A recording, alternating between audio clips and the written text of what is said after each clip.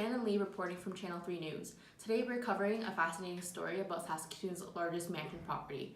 Famous rapper Lalonde has reportedly put up his $55 million home, and today we're interviewing some potential buyers. So we're here with Theresa, one of the potential buyers of the Zan Mansion. Theresa, so we know that you have a long-term history with one of the potential bidders of the home, actually one of the largest bidders that are currently offering a large investment into the Zan Mansion. Will, do you have any personal perspectives or opinions about this situation that you're in? Well, it is true that we've had past negotiations, but at least in my perspective, I've walked out with the stronger or upper hand.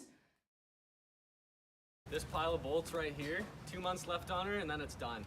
Nothing left in it. So there's no value? There's absolutely no value left in this car. Okay, Unfortunately. good to know. Yeah. So I just spoke to my mechanic and he said that the car is brand new, it's in perfect condition. Okay, I just had it for a few months and he said the approximate value is 100K, but since we know each other, I'm willing to give it to you for 80K. Is that a deal? I'll take it. Look at this baby. She scammed me. I hate Theresa. Hey Will, thanks for meeting with me today. I'm just here to see your thoughts and plans for the auction that's coming up. Yeah, I mean, I really want the property. I would like to pay less than 80 million.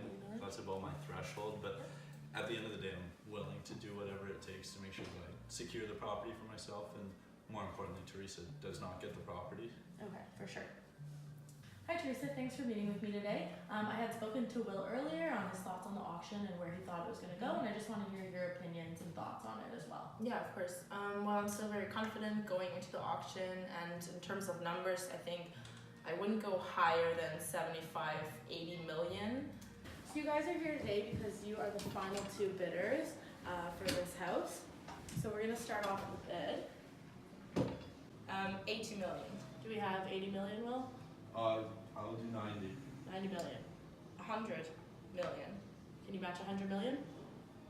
Absolutely. 110. $110 million is our current bid. 115 million. 150 million? 120. Can you match 121. 121. 125. Can you match 125 million, Theresa? No, I unfortunately. Congratulations, Will. You are the winner. Thank you. We're here with the new house owner of the Zan Mansion. Congratulations, Will. Thank you. For putting up the biggest bid for this house. You put up $125 million. How do you feel about it? Well, I'm on top of the world. I now own the Zan Mansion. I couldn't be happier. You do know that the house was worth $60 million. How do you feel about the auction that you put out? Well, I mean, I'm not thrilled about that. I overpaid and I probably won't get my money back out of this when I do decide to sell down the road. Hi, Theresa. So unfortunately, the auction just finished and you weren't able to obtain the highest bidding price. How do you feel at the moment? Well, to be honest, I was very disappointed because I was so confident.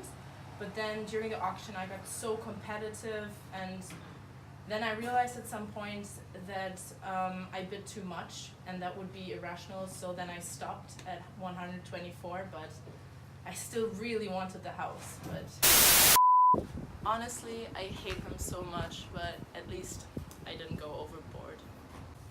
So we're here with Kristin, the real estate agent of the Zan Mansion auction, and we're here to kind of gain some insights on how she managed to achieve this deal.